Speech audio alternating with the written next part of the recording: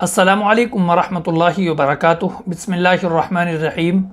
आज हम फिर से आपकी खिदमत में हाज़िर हुए हैं अपने प्रोग्राम सवाल पूछिए के एपिसोड नंबर 14 को लेकर के। अल्हम्दुलिल्लाह 13 एपिसोड हम सवाल पूछिए के बना चुके हैं। आइए हम इस एपिसोड को शुरू करते हैं।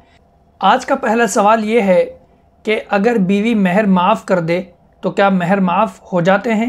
इसका जवाब ये है कि अगर बीवी अपनी खुशी से बग़ैर किसी दबाव के, बग़ैर किसी जबर और ज़बरदस्ती के और फोर्स किए बग़ैर मेहर को माफ़ कर देती है तो मेहर माफ़ हो जाते हैं और उसके बाद बीवी को मेहर मांगने का हक़ नहीं होता। लेकिन आम तौर से देखा यह जाता है और ये बातें सामने आती हैं कि बीवी से जबरन और ज़बरदस्ती मेहर माफ़ कराए जाते हैं। अगर इस तरीके से मेहर माफ़ कराए जाएं तो मेहर माफ़ नहीं होते हैं। इसलिए बेहतर तरीक़ा यह है कि मेहर बीवी को दे दिए जाएं। उसके बाद वो चाहे तो अपने पास रखे, चाहे वो शौहर को दे दे, जो चाहे वो उसका करे। अगला सवाल ये किया गया है कि अल्लाह हाफिज़ और खुदा हाफिज़ बोलना कैसा है?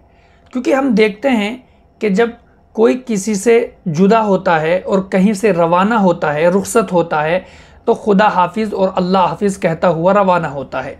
देखिए, इसका जवाब ये है कि एक दूसरे से अलग होते हुए और किसी जगह से रुखसत होते हुए मसनून और सुन्नत तरीक़ा जो है वो सलाम करना है। और एक दुआ है जो हदीस पाक के अंदर ज़िक्र की गई है कि अल्लाह के नबी सल्लल्लाहु अलैहि वसल्लम जब कहीं से जुदा होते थे, कहीं से रुखसत होते थे तो सलाम करते थे और दुआ पढ़ते थे। दुआ ये है, अस्तौदिउल्लाह दीनका व अमानतका व खवातीमा अमलिका। इसका मतलब ये है कि मैं तुम्हारे दीन, तुम्हारी अमानत और आखिरी अमल को अल्लाह के हवाले करता हूँ। ये सुन्नत तरीक़ा है कहीं से अलग होने का और रुखसत होने का और किसी से जुदा होने का। रही बात अल्लाह हाफिज़ और खुदा हाफिज़ की, तो याद रखें कि सलाम की जगह इनका इस्तेमाल करना ये सुन्नत के ख़िलाफ़ है और मकरूह है। हाँ, सलाम करके और दुआ पढ़ के अगर इन अल्फाज का इस्तेमाल करें तो इसकी गुंजाइश है। सलाम की जगह इन अल्फाज को नहीं बोलना चाहिए, यानी कि सलाम को ख़त्म कर दें, सलाम करें ही ना और अल्लाह हाफिज़ और खुदा हाफिज़ कहें।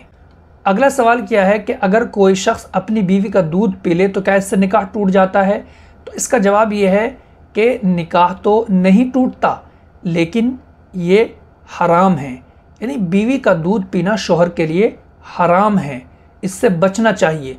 अगर किसी वजह से बोसकनार करते हुए और किसी भी सूरत में बीवी का दूध मुंह में चला जाए तो फ़ौरन थूक देना चाहिए और उसको निकाल देना चाहिए, क्योंकि ये हराम है।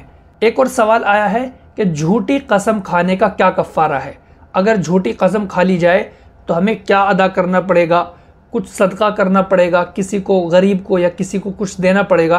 तो इस ताल्लुक़ से याद रखें कि हमने कसम खाई कि हमने फला काम किया है, हालांकि वो काम हमने नहीं किया, या इसी तरीके से हमने कसम खाई कि फला काम मैंने नहीं किया, हालांकि हमने वो काम किया है।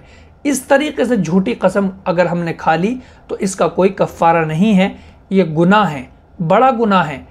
इसके लिए हमें तौबा और इस्तिग़फ़ार करनी चाहिए और आइंदा के लिए अहद करना चाहिए कि हम ऐसा हरगिज़ नहीं करेंगे और ना करने का अहद करना चाहिए। तो याद रखें, झूठी कसम पर कोई कफ़ारा या कोई सदका या किसी को कुछ देना नहीं होता है, तौबा और इस्तिग़फ़ार करनी होती है। तौबा और इस्तिग़फ़ार काफ़ी हो जाती है। एक और हमारी बहन ने एक हमारी वीडियो पर कमेंट किया और कमेंट करके सवाल ये किया कि मेरा शौहर मुझसे कई साल से अलग है, हम दोनों अलग रहते हैं, हमें तलाक़ भी नहीं उसने दी है हमारे शौहर ने, तो क्या इतने साल अलग रहने से निकाह हमारा ख़त्म हो गया या बाकी है? तो देखिए बहन, याद रखें कि गुस्से और नाराज़गी में अलग होना या किसी तरीके से भी अलग अलग रहना शौहर बीवी का, इस तरीके से निकाह नहीं टूटता है। चाहे कितने साल गुजर जाए, चाहे कितना ही लंबा अरसा गुजर जाए, निकाह टूटने के लिए वही तलाक़, जिस तरीके से शरअन निकाह टूटता है या तोड़ा जाता है, उसी तरीके से निकाह टूटेगा। अलग अलग रहने से गुस्से और नाराज़गी की वजह से चाहे कितना ही अरसा गुजर जाए निकाह नहीं टूटता है। तो ये कुछ सवाल थे हमारे अहबाब के जो हमने आपकी खिदमत में पेश किए हैं। अल्लाह से दुआ करें अल्लाह अमल की समझ की तौफीक अता फरमाए। अस्सलामु अलैकुम वरहमतुल्लाहि वबरकातुहू।